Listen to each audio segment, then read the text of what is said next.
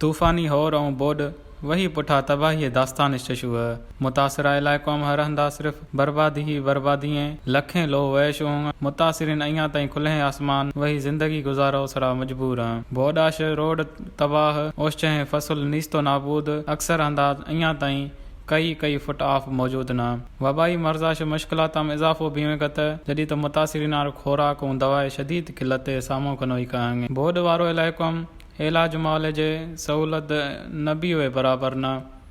आंदा सिंधा में बोड तबाहकारियाश मिरग वारो मर्दम तादाद हफ़्त से हफ़्त भी है बोड वारो इलाइक़ो में वबाई मर्ज़ फैलजी में कत हमायाश डायरिया डेंगी मलेरिया और गेस्ट्रो केसिस आम तेज़ियाश इजाफो भी में कत 24 कलाक में वधिक शश मर्दम हमें बीमारियां से मुर्तश होंगे दुमी तरफा बलूचिस्तान में सैलाब आश तबाही न रुके है मिरग वारो मर्दम तादाद 72,000 से वधिक लोहार नुकसान पुजे है 2 लाख एकड़ सरा वधिक फसल तबाह भी होंगे 24 पुल और 2000 किलोमीटर से वधिक रोडार नुकसान पुजे है NDMA रिपोर्ट के मुताबिक मुल्का में होर और बोडाश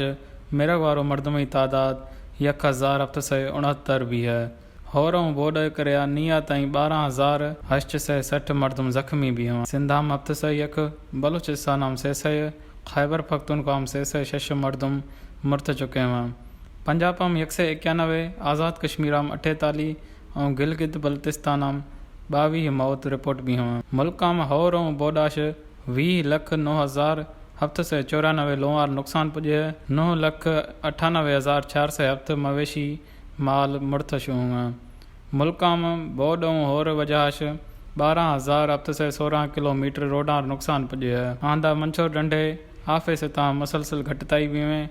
अड़ल वाह और करमपुरे हंदसरा 1.5 लाख क्यूसेक आफ इखराज भी है दुमी तरफा